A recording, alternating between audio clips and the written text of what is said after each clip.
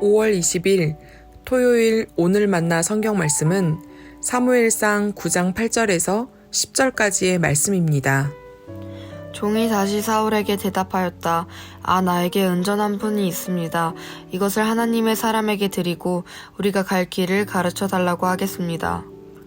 옛적에 이스라엘에서 사람들이 하나님께 물으려고 할 때에는 선견자에게 가자고 말하였다. 오늘날 우리가 예언자라고 하는 이들을 옛적에는 선견자라고 불렀다. 사울이 종에게 말하였다. 좋은 생각이다. 어서 가자. 그리하여 그들은 하나님의 사람이 있는 성읍으로 갔다. 아멘. 오늘 만나러 만나주시는 하나님을 기대합니다. 베냐민 지파의 유력자 기스는 소유의 암나기들을 잃은 뒤에 이를 되찾기 위해 그의 아들과 노예 하나를 보내 광범위한 지역을 수색해야 합니다. 암나기 수색 심부름을 통해 성서에 데뷔한 이 기스의 아들이 바로 우리가 잘 아는 왕정 이스라엘의 첫 번째 왕 사울입니다. 사울과 노예는 백방으로 샅샅이 돌아다니지만 암나기를 확보하는 데 큰 어려움을 겪습니다. 결국 수색자들인 그들을 오히려 수색해야 할 우려가 생기자 사울은 노예에게 빈손으로 돌아갈 것을 제안합니다. 그때 노예는 이 인근의 하나님의 사람을 찾아가서 적절한 사례를 드리고 그의 도움을 받자고 청합니다. 노예가 언급한 하나님의 사람이 바로 사무엘이지요. 오늘 우리가 읽은 말씀은 사무엘로 대변되는 하나님의 사람을 당대와 후대에는 어떻게 불렀는지에 대해 해설하는 부분입니다. 당대의 사무엘은 선견자로 불렸습니다. 선견자는 히브리어 로에를 옮긴 표현입니다.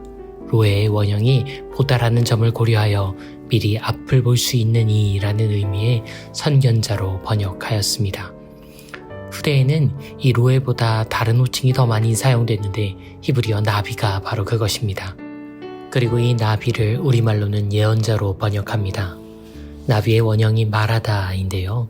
미리 알아 이를 전하는 이라는 의미에서 예언자로 옮겼습니다. 하나님의 사람을 부르는 두 호칭, 선견자와 예언자의 차이에 대해 성서학자들은 다양한 의견들을 내놓습니다. 선견자의 시각 중심성과 예언자의 언어 중심성에 관심을 두어 양자를 대조하는 주장도 있고, 일상 속 개인적 의뢰를 받았던 이들을 선견자로, 민족과 국내의 정세에 개입했던 이들을 예언자로 이해하는 주장도 있습니다. 깊이 묵상하고 숙고해보면 좋은 연구와 분석들이지만 오늘은 조금 다른 바에 집중해보려고 합니다. 선견자와 예언자는 모두 종교적 소명으로 사는 사람과 그들의 능력에 집중하는 호칭입니다.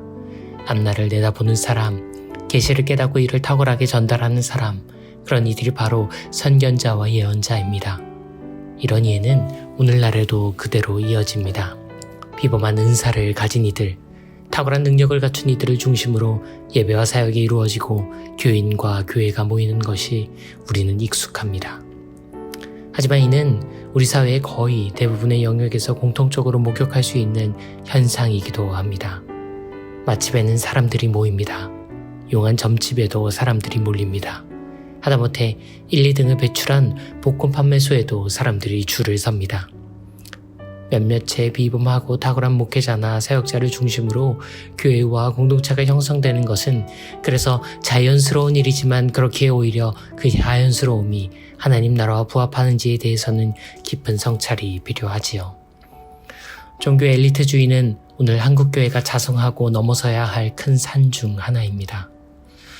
비범한 사역자, 탁월한 목회자, 훌륭한 설교자, 특출난 인도자에 지나치게 경도된 오늘의 현실은 비민주적이고 비정상적인 공동체 운영을 낳을 뿐만 아니라 개인의 일탈과 실수만으로도 온 교회가 함께 휘청거리는 안타까운 현상을 양산하고 있지요.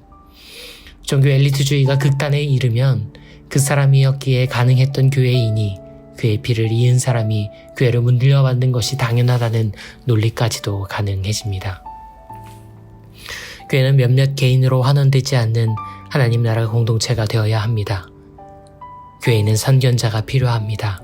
하지만 선견자의 시야는 공통의 비전으로 확대되지 않으면 이내 맹점이 생기고 오히려 자명한 바에도 눈을 뜨지 못하게 만들기도 합니다.